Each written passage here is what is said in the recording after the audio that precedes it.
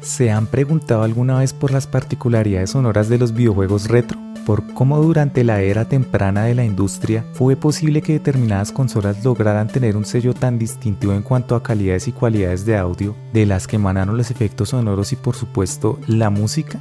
El devenir de la industria les ha generado incógnitas con respecto a lo que fue el proceso por el que pasamos de escuchar sonidos rudimentarios a otros más elaborados y fidedignos a la cotidianidad en la que vivimos.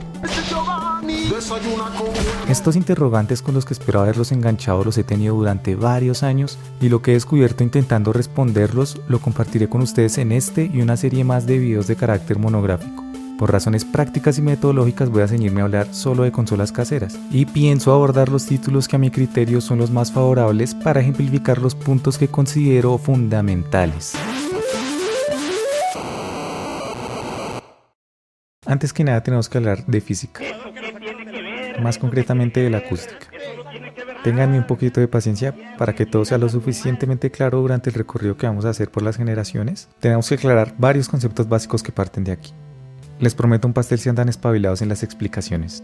Por si no lo recuerdan, o por si las clases de física se las pasan por el forro de la acústica es la ciencia del sonido, y el sonido es un fenómeno que implica la propagación de ondas mecánicas a través de medios como el aire. En el espacio, debido a la casi nulidad de átomos, estas ondas no logran propagarse. Por eso la frase famosa de Elin: en el espacio nadie puede oírte gritar. Las ondas sonoras contienen ciclos, y su frecuencia, es decir, las reiteraciones de estos ciclos en un tiempo determinado, se miden hercios. Un hercio equivale al recorrido completo en un segundo por la cresta de la onda, el nodo, el valle y el punto inicial de reposo. A muchos hercios el sonido es agudo y a menor cantidad de hercios el sonido se hace más grave. Asesino de la muerte. La vibración de la cuerda de una guitarra, de una columna de aire o de nuestras propias cuerdas vocales genera una frecuencia fundamental de la que, a partir de sus múltiplos, se desprenden una serie de frecuencias o armónicos adicionales. Esto sucede porque la cuerda o la columna de aire no solo vibra en su longitud máxima, sino que además lo hace en distintos puntos equivalentes a fracciones de su cuerpo. Que tu oído pueda discernir entre la voz de la persona con quien tienes llamadas lascivas y la voz del pobre desgraciado que te llama del colo a cobrar, o que reconozca fácilmente entre una guitarra y una flauta aunque estén tocando la misma nota, se debe a lo que conocemos como el timbre. El timbre se basa en la relación, en términos de intensidad y amplitud, de los armónicos con respecto a la frecuencia fundamental. Aquí hay una representación gráfica comparativa muy simplificada de lo que vendría siendo el contenido armónico de una guitarra y una flauta. ¿Listo? ¿Me siguen? ¿Me seguí, Powen?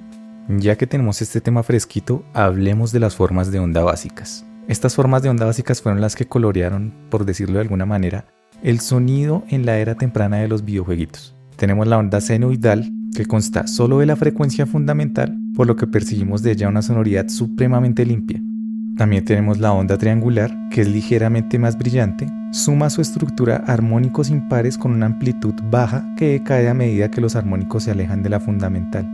Además tenemos la onda cuadrada, de sonoridad hueca y muy sintética, que se forma también por los armónicos impares, pero que, a diferencia de la triangular, presenta una mayor amplitud en sus armónicos. Y por último, la onda dientes de sierra, muy cargada y brillante. Esta está conformada por armónicos pares e impares.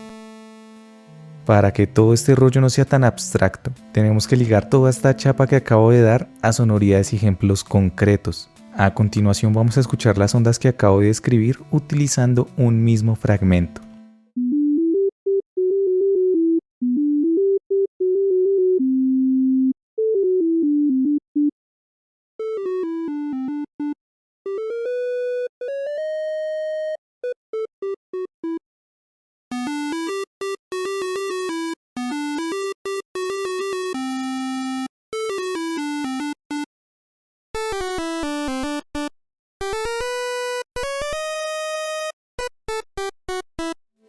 El chip de sonido fue el encargado de reproducir las señales con las mencionadas formas de onda. Los sistemas de videojuegos fabricados en las primeras décadas de existencia del medio generaron su sonido en tiempo real a través de estos dispositivos. Fueron hechos con diversas características sobre las que a mi criterio destacan dos. La primera, el proceso de producción de sonido, conocido como síntesis, que puede darse mediante la manipulación de ondas preexistentes o mediante la generación de estas a través de elementos y procesos mecánicos o electrónicos. La segunda, el número de canales, que equivale a la cantidad máxima de voces simultáneas. Desde la perspectiva de la grafía musical, el chip empleando un único canal solo puede ejercer un rol en sentido horizontal, al cual llamamos melódico. Y para poder materializar sonidos en sentido vertical, al cual llamamos armónico, el chip tiene que poner a trabajar a más de uno de sus canales. Estos fueron bastante limitados en los inicios y tenían que encargarse tanto de la música como de los sonidos diegéticos e incidentales.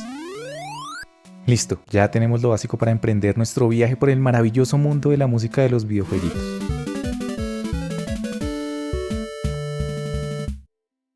Remontémonos a la primera generación de videoconsolas. La máquina que dio el pistoletazo de salida fue la Magnavox Odyssey en el año de 1972. Se estarán preguntando, ¿y con qué chip de sonido fue dotada esta máquina? La respuesta es ninguno. La consola era muda. Se tuvieron que llamar a John Cage para que les musicalizara los juegos a esta consola. Durante la primera generación, los chips de audio estuvieron ausentes. Algunas máquinas en este periodo generaron sonidos muy simples, buscaron acompañar las acciones del juego, pero su participación no la consideraría propiamente musical. En el próximo video daremos inicio a la segunda generación, momento en el que se empiezan a implementar los chips de sonido, que son la base de este monográfico. Nos vemos pronto para hablar del Atari VCS o 2600 y su chip el TIA o TIA.